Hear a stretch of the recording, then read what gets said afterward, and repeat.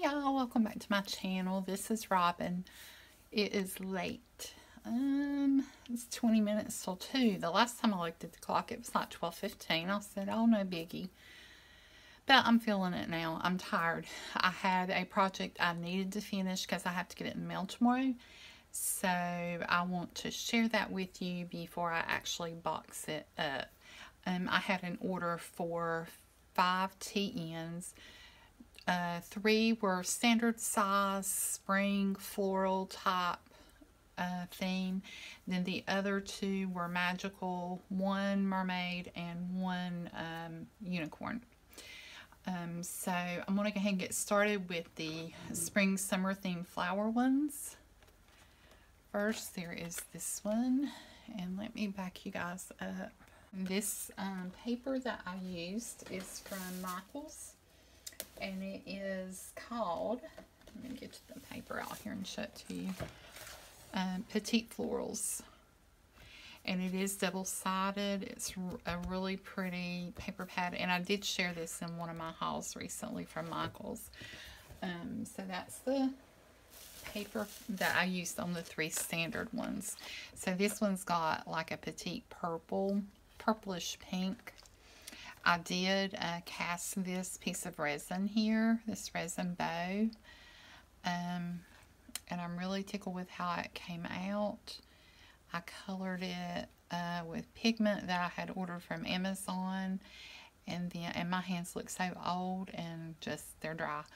But anyway, then I finished it off with some clear top coat nail polish.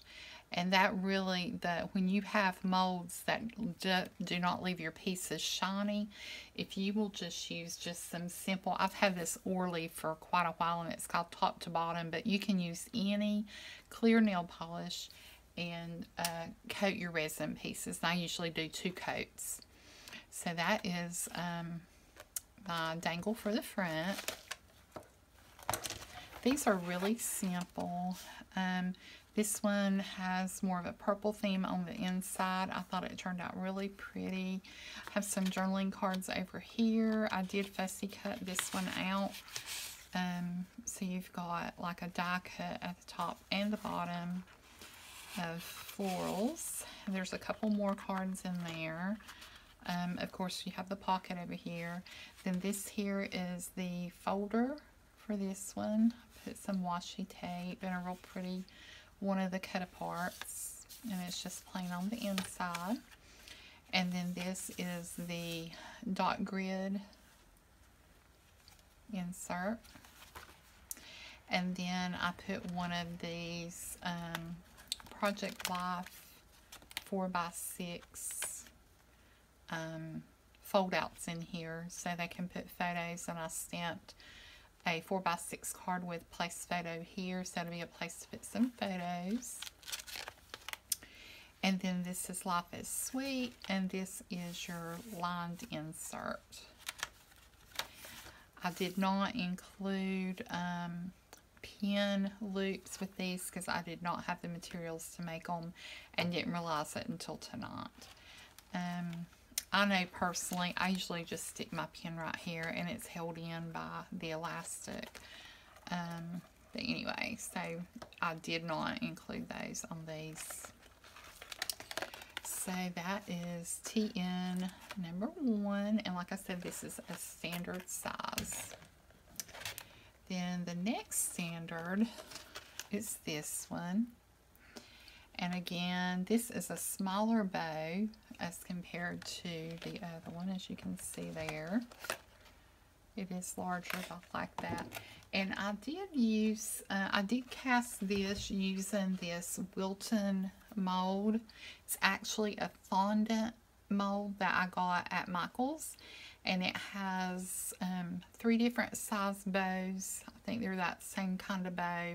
And then it's got 2 of these here. And then it's got some flowers over here, a button, a belt buckle, a zipper, and then some zippers here as well. And like I said, these are used for fondant, so that's why they have all these things. I will mainly just use the flowers and the bows. But I was really tickled with how my resins come out. in that mold. But I love this green. I added some glitter to the mold before I actually put the resin in, and if I move it just the right way, you can see, yeah, you can see the glitter. So that's that one. And then again, one of the Target clear pockets here with some journaling cards. Here's the folder. All of them have, all of the standard size have a paper clip. I think all of them have a paper clip. Then here again is the dot grid, place for photos, and you could, this actually can hold 6 because there are 3 slots that can hold 6 photos, and then the lined paper. I used paper, like this is from the Martha Stewart, one of her newer paper pads, and I think this one is too, no, this one's from the Petite Florals. So I just used paper from different paper pads, and then this is just a solid cardstock. It's actually a textured cardstock. I like this green theme. I'm usually not much for green, but I really like that. But I love how this bow turned out. I was really pleased with that. And then, let's see. This is the last standard. Again, that same bigger bow. This is the bigger size in a color that matched here. It's so pretty. I love that. And that gold really sets it off. And then this one has more of a orange, pinky orange feel to it. So you've got some cards over here in the Target Dollar Spot pocket. You've got a card cut apart there, held down with some washi tape.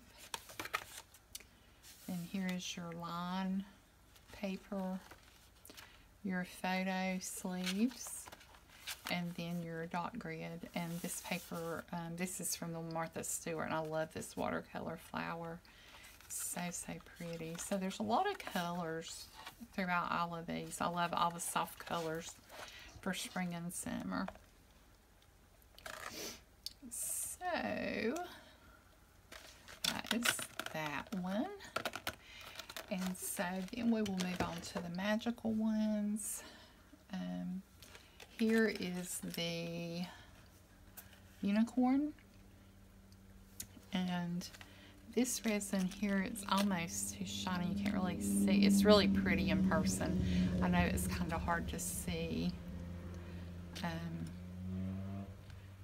from the camera there, but that's like a wing. And then I had this unicorn charm that I had bought quite a while back, so I stuck it on there as well. So this is the magical theme, and this right here is actually a wing. You know, unicorns are supposed to fly.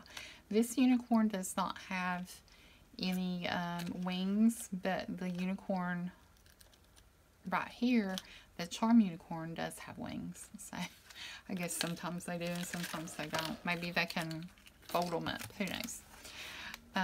So here you have some cut aparts from the Stay Magical collection, or Stay Magical paper pad.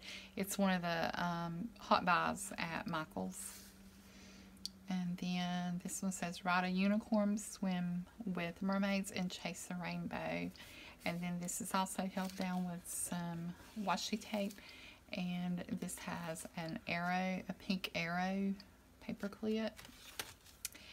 And then you have 2 lined inserts in here, and then these do not have the photo sleeves. All of my tins are different. It just depends on what I have, and you know, if that's okay with the customer, then that's how I do it.